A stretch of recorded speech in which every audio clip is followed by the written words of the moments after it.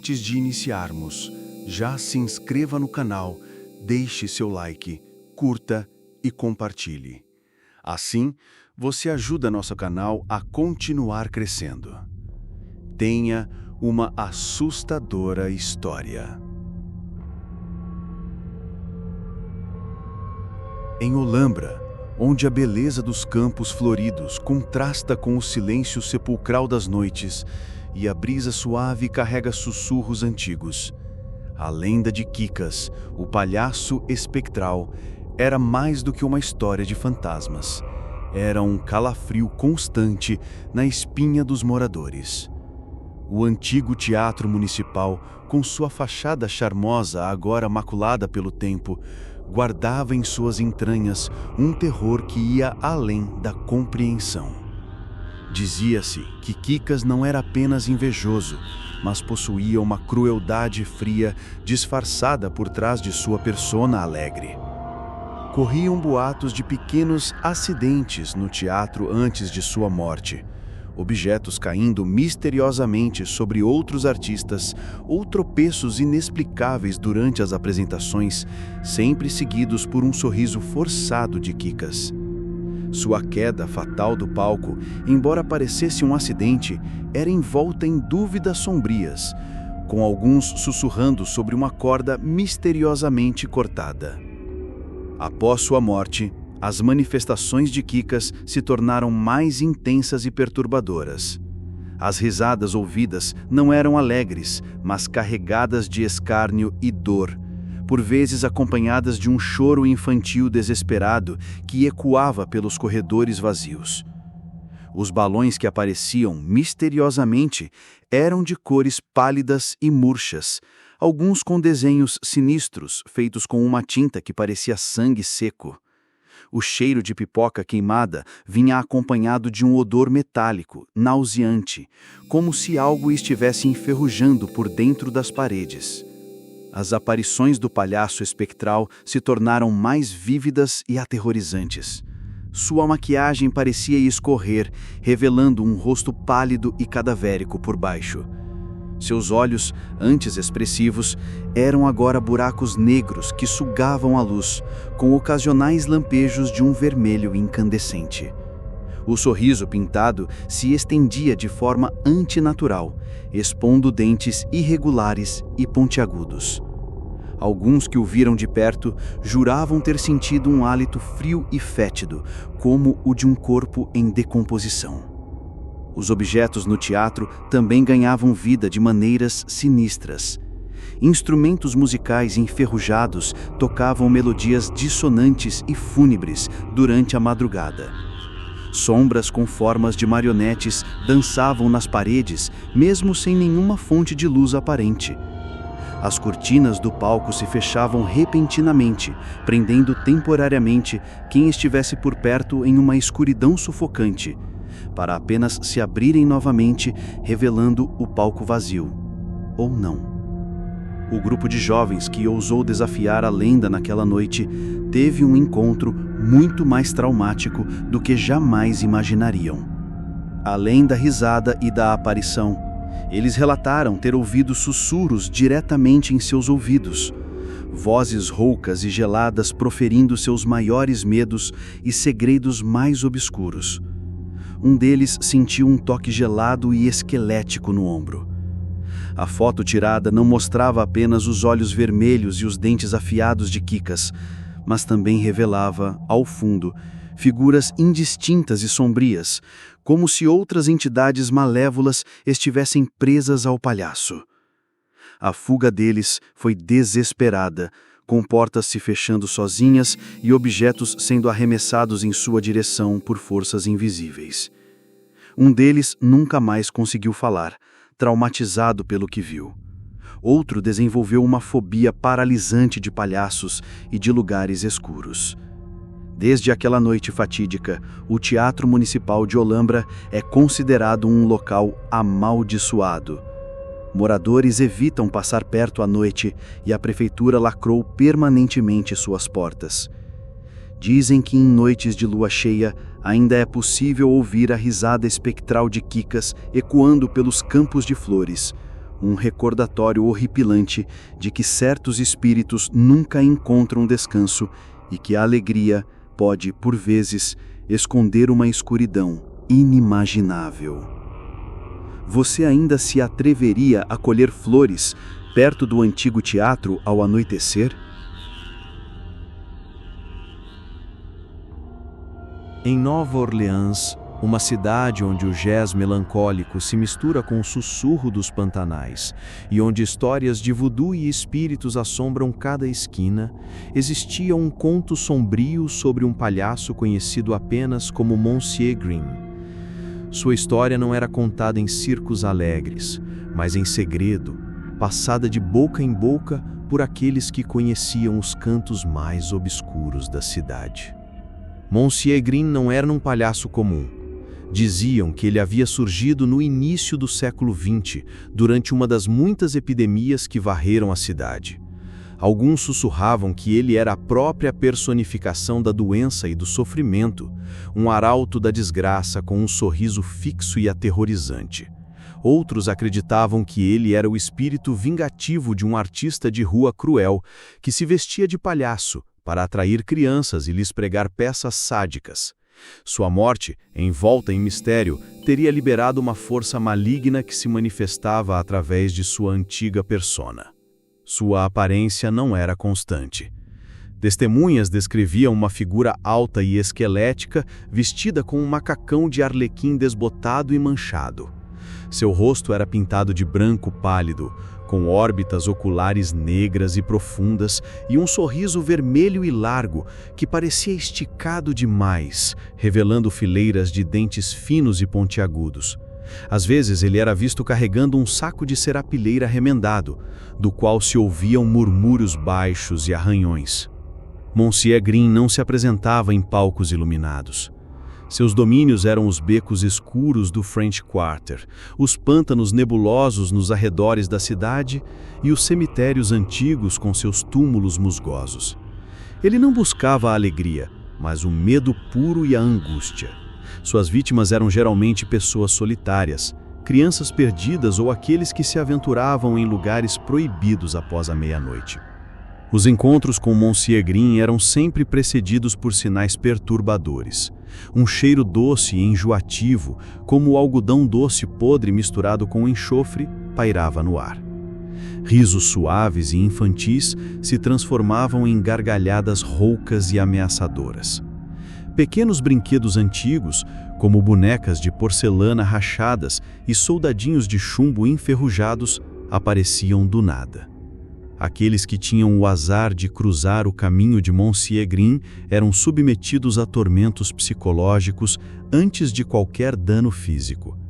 Ele sussurrava segredos obscuros que eles nunca haviam contado a ninguém, revelava seus maiores medos e os confrontava com suas piores lembranças, tudo com um tom zombeteiro e divertido.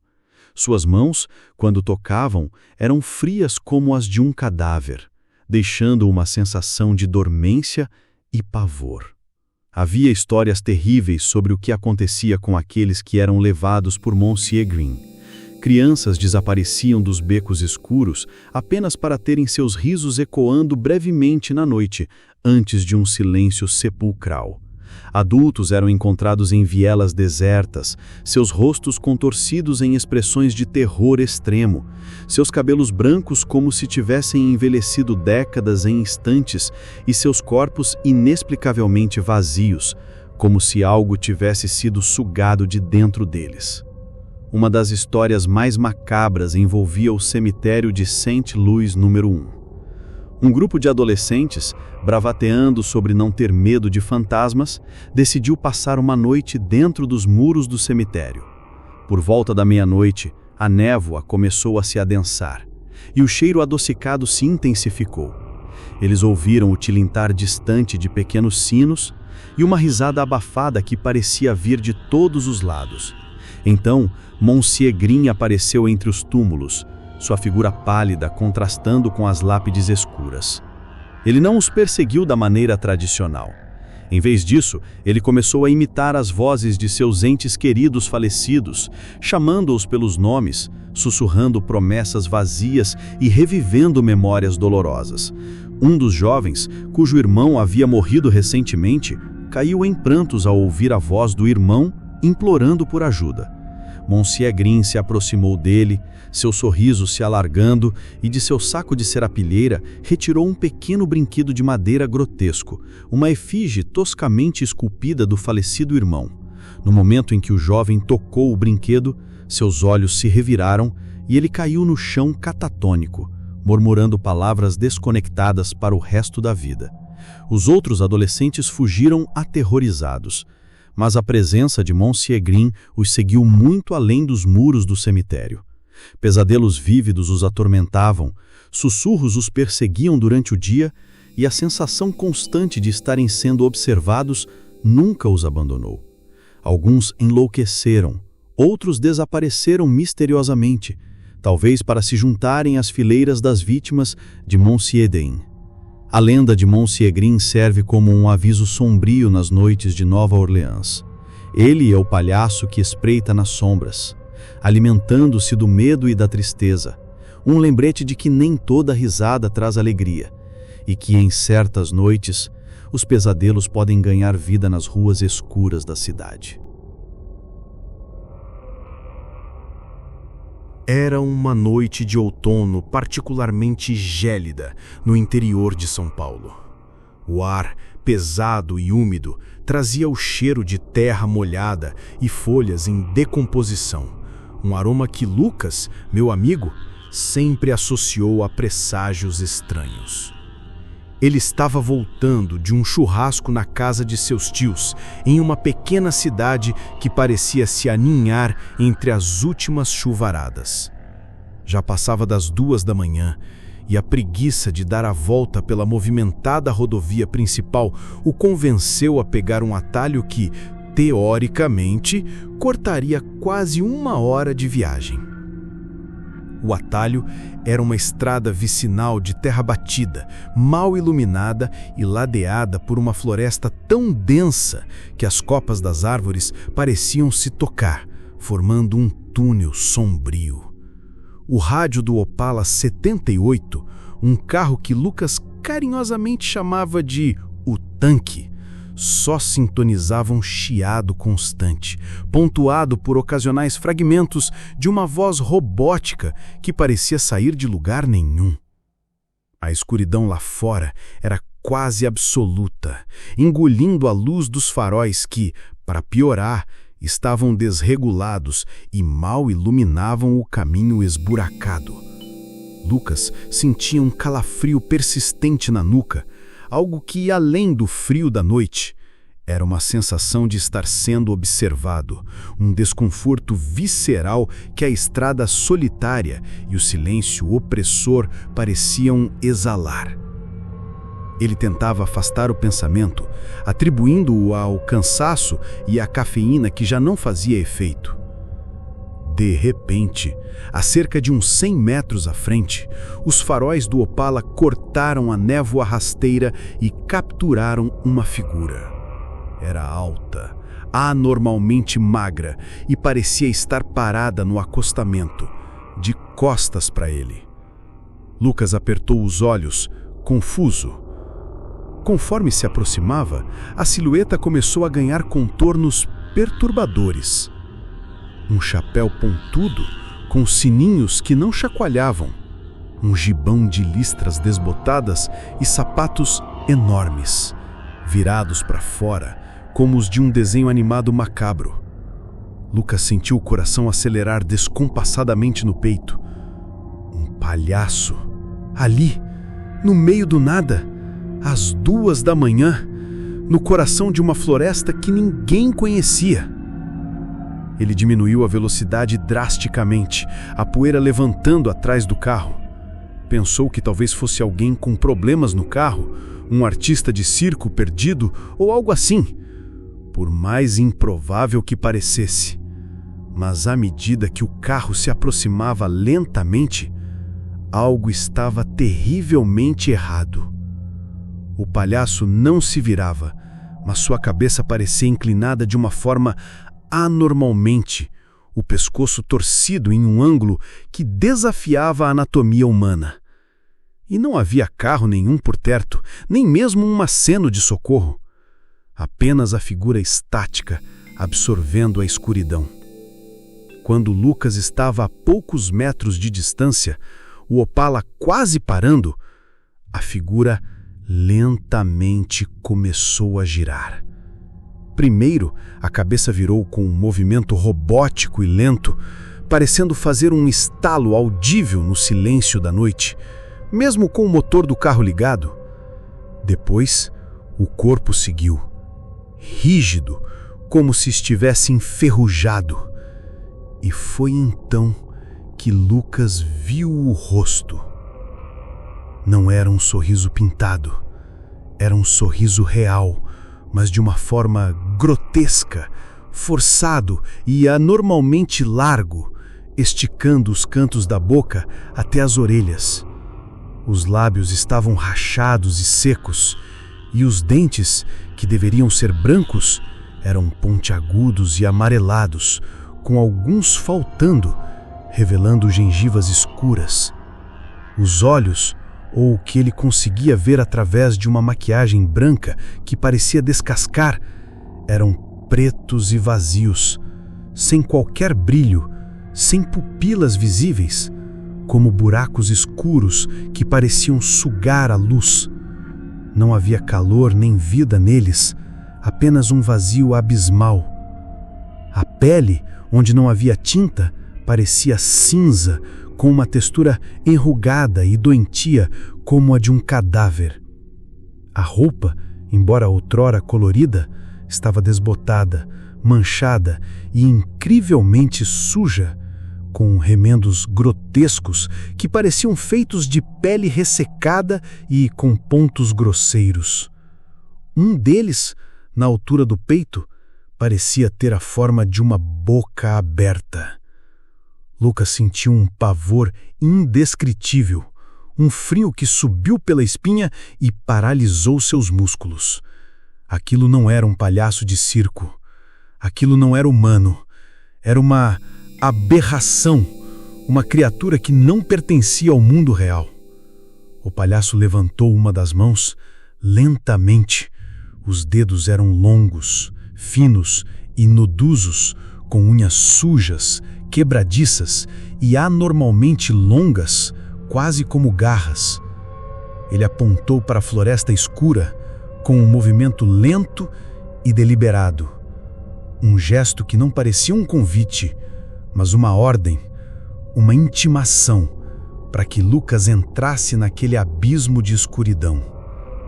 O que se seguiu foi o som.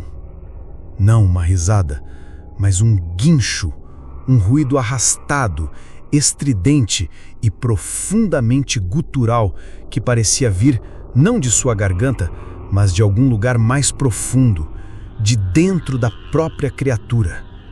Era um som que arranhava o ar frio da noite e parecia entrar pelos ouvidos, ressonando nos ossos e perfurando a mente de Lucas.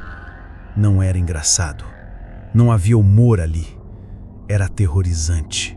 Um som de pura malícia e agonia. Lucas não pensou duas vezes. A adrenalina disparou em suas veias. Ele pisou no acelerador com toda a força, sentindo as rodas traseiras do Opala patinar violentamente na terra solta, levantando uma nuvem de poeira que engoliu a figura sinistra. O carro disparou, deixando o palhaço para trás. Ele não ousou olhar no retrovisor, temendo ver a criatura correndo atrás dele, ou pior, já dentro do carro. O guincho ainda ecoava em seus ouvidos, misturado com o barulho do motor acelerado. Ele dirigiu como um louco, o velocímetro batendo no máximo, ignorando buracos, curvas perigosas e a poeira que o Opala levantava.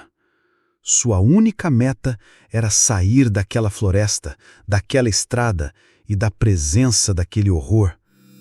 Só quando finalmente viu as primeiras luzes esparsas da cidade E depois a segurança das ruas iluminadas e a presença reconfortante de outros carros, ele ousou diminuir a velocidade. Quando chegou em casa, estava pálido e tremendo incontrolavelmente, a camisa suada grudada no corpo como uma segunda pele. Ele tomou um banho escaldante, esfregando a pele com força, como se quisesse lavar a imagem repugnante e o som hediondo daquela criatura de sua mente. Por dias, o sorriso macabro e os olhos vazios o assombraram em pesadelos. Até hoje, Lucas se recusa a passar por aquela estrada. Ele jura, com uma convicção que gela a alma, que o palhaço não era uma pessoa nem uma alucinação. Era algo antigo e maligno, uma entidade da floresta que se manifestava de uma forma grotesca para aterrorizar quem cruzasse o seu caminho. E sempre que o assunto vem à tona, ele repete a mesma frase com um olhar distante e um arrepio visível na espinha. Não era um palhaço. Era a coisa mais assustadora, mais maligna que já vi na minha vida. E eu sinto que ela ainda está lá, esperando.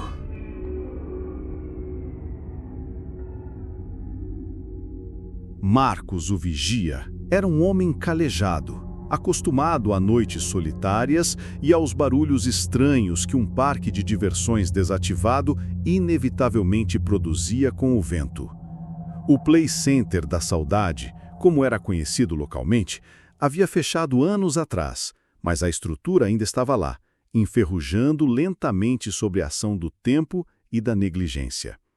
Sua tarefa era basicamente rondar o perímetro, verificar se não havia invasores e acionar a polícia em caso de problemas.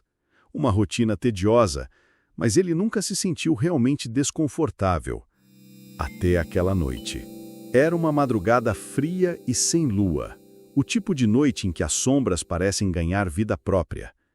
Marcos fazia sua ronda habitual, iluminando o caminho com sua lanterna através das catracas enferrujadas e dos restos de brinquedos esquecidos.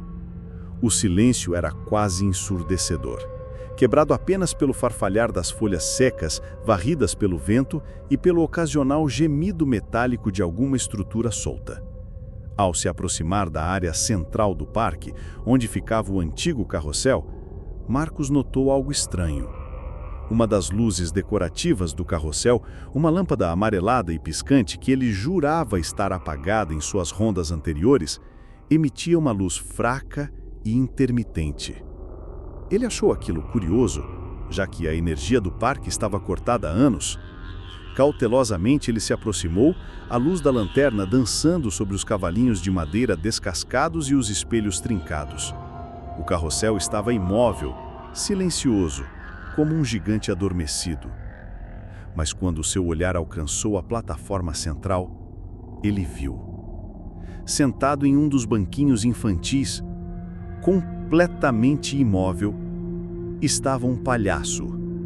Não era uma fantasia jogada ali, era algo mais. A figura era esguia e vestia um macacão listrado em tons pastéis, sujo e esgarçado.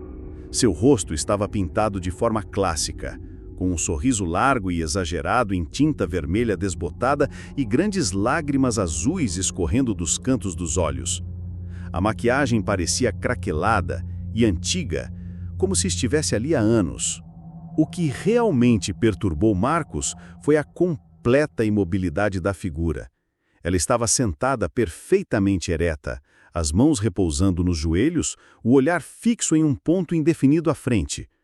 Não piscava, não respirava visivelmente, não fazia absolutamente nenhum movimento. Era como uma estátua grotesca deixada ali. Marcos hesitou, a luz da lanterna tremendo em sua mão. Ele tentou chamar, mas sua voz parecia presa na garganta. Havia algo naquela figura silenciosa, naquela presença inerte, que emanava uma aura profundamente perturbadora. Não havia nada de divertido ou engraçado ali, apenas uma quietude sinistra. Ele deu alguns passos hesitantes para mais perto, tentando discernir mais detalhes. O palhaço tinha um pequeno gorro colorido na cabeça, torto e amassado. Seus sapatos eram grandes e redondos, típicos de palhaço, mas estavam cobertos de poeira e teias de aranha. De repente, sem nenhum movimento prévio, sem nenhum aviso, a cabeça do palhaço girou lentamente em direção a Marcos.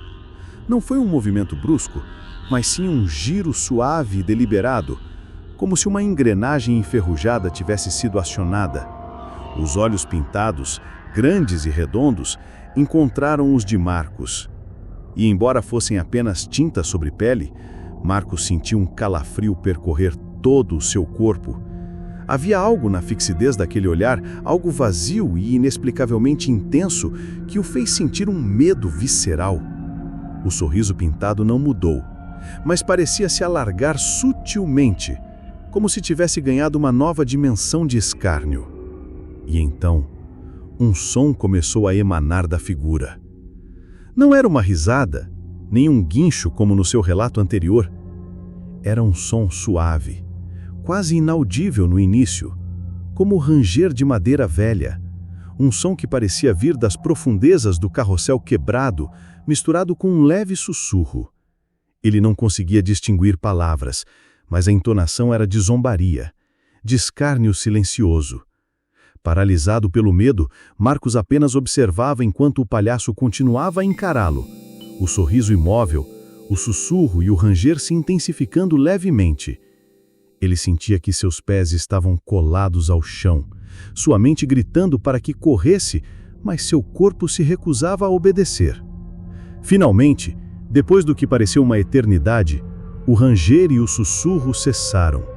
O palhaço continuava ali, imóvel, o olhar fixo em Marcos. Mas agora, uma das mãos, que antes repousava no joelho, começou a se mover lentamente. O dedo indicador, longo e fino, com uma unha suja e amarelada, apontou diretamente para Marcos. Não houve nenhuma expressão facial, nenhuma mudança no sorriso pintado. Apenas aquele dedo apontado, carregado de uma intenção fria e inexplicavelmente. Naquele instante, algo se quebrou dentro de Marcos. O medo paralisante deu lugar a um terror puro e instintivo. Ele gritou, um som rouco e desesperado, e correu. Correu como nunca havia corrido antes, sem olhar para trás, sem se importar com os obstáculos, apenas querendo se afastar o mais rápido possível daquele lugar amaldiçoado. Ele pulou a cerca do parque, tropeçou e caiu, mas se levantou imediatamente e continuou correndo até alcançar a guarnita, na entrada. Tremendo e suando frio, ele pegou o rádio e chamou a polícia, mal conseguindo articular as palavras.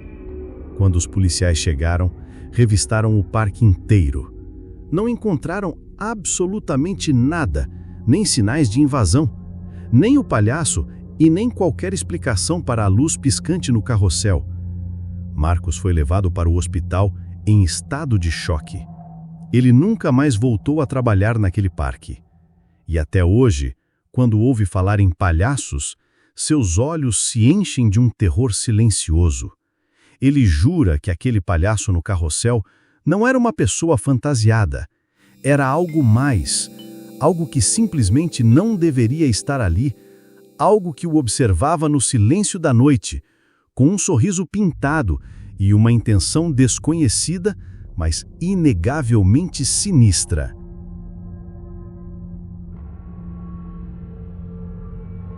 Nos arredores decadentes de uma cidade industrial esquecida, erguia-se o esqueleto enferrujado do Funland Fantasma, um parque de diversões que outrora atraiu multidões, mas que havia sido abandonado após uma série de acidentes misteriosos. Entre as ruínas de brinquedos quebrados e barracas desmanteladas, o labirinto dos horrores ainda permanecia de pé, uma estrutura sombria e labiríntica que inspirava arrepios em qualquer um que se aproximasse. Dizia-se que o labirinto era assombrado por diversas entidades, ecos dos acidentes e da atmosfera deprimente do local. Mas a lenda mais persistente falava do palhaço pálido, o espectro de um artista de circo que, segundo os boatos, havia morrido tragicamente dentro do labirinto durante um incêndio anos atrás. Um grupo de exploradores urbanos, conhecidos por suas incursões noturnas em locais abandonados, decidiu desafiar a lenda do Labirinto dos Horrores. Eram eles Sofia, a líder determinada, Tiago, o fotógrafo ávido por cliques, Luísa, a cética com um lado curioso, e Rafael, o especialista em histórias de fantasmas, sempre com seu gravador à mão. Ao se infiltrarem no parque na calada da noite, a atmosfera era palpável. O ar frio carregava o cheiro de ferrugem, poeira e algo mais, um odor sutilmente adocicado e nauseante que eles não conseguiam identificar. O labirinto dos horrores se erguia diante deles como uma boca escura, com suas paredes de madeira podre e as entradas adornadas com pinturas desbotadas de monstros sorridentes. Munidos de lanternas e câmeras, eles adentraram o labirinto. O interior era um emaranhado de corredores estreitos, espelhos rachados que distorciam seus reflexos, manequins em poses grotescas cobertos de teias de aranha e restos de decorações assustadoras. A cada curva, o som de seus próprios passos ecoava de forma estranha, e sombras pareciam se mover nos cantos dos olhos. Eles já estavam no coração do labirinto havia algum tempo, sem encontrar nada além da decadência esperada, quando Rafael, que ia à frente com seu gravador, parou bruscamente. "Vocês ouviram isso?" Um som suave e arrastado ecoava pelos corredores, o som inconfundível de sapatos de palhaço arrastando-se no chão. Não havia ninguém à vista. Luísa tentou manter a compostura. "Deve ser o vento." Mas o som se tornou mais nítido, aproximando-se, e então, no final de um corredor estreito, uma figura surgiu das sombras. Era um palhaço, mas não um ser de carne e osso. Sua forma era pálida e quase translúcida, como se fosse feito de fumaça branca. Vestia um uniforme de arlequim desbotado e sujo, e seu rosto estava pintado com uma maquiagem clássica, mas de cores esmaecidas e borradas. Seus olhos eram buracos negros, sem qualquer brilho, e um sorriso forçado e triste distorcia seus lábios. Ele parecia flutuar ligeiramente acima do chão, e o som dos sapatos de palhaço vinha de seus pés espectrais. O palhaço pálido não disse nada. Ele apenas ficou parado no final do corredor, observando o grupo com aqueles olhos vazios. Uma aura de tristeza e melancolia emanava de sua figura fantasmagórica, mas havia algo perturbadoramente fixo em seu olhar. Tiago, apesar do medo, levantou sua câmera e começou a fotografar, o flash da câmera iluminando brevemente a forma espectral do palhaço. Luísa tentou falar, mas sua voz falhou. Lentamente, o palhaço pálido começou a se mover em direção ao grupo, o som arrastado de seus sapatos ecoando no silêncio opressor do labirinto. Não havia agressividade em seus movimentos, apenas uma lentidão fantasmagórica que era ainda mais perturbadora. Rafael apontou seu gravador na direção do espectro, esperando capturar algum som, alguma manifestação. Foi então que um sussurro fraco e distante começou a preencher o ar, como se várias vozes chorassem em uníssono ao longe. O som parecia vir de dentro das paredes do labirinto, aumentando em intensidade à medida que o palhaço pálido se aproximava. Dominados pelo medo, os exploradores urbanos recuaram, tropeçando uns nos outros na tentativa de escapar do corredor estreito. O palhaço pálido continuou avançando lentamente, o som arrastado de seus sapatos ecoando no silêncio opressor do labirinto.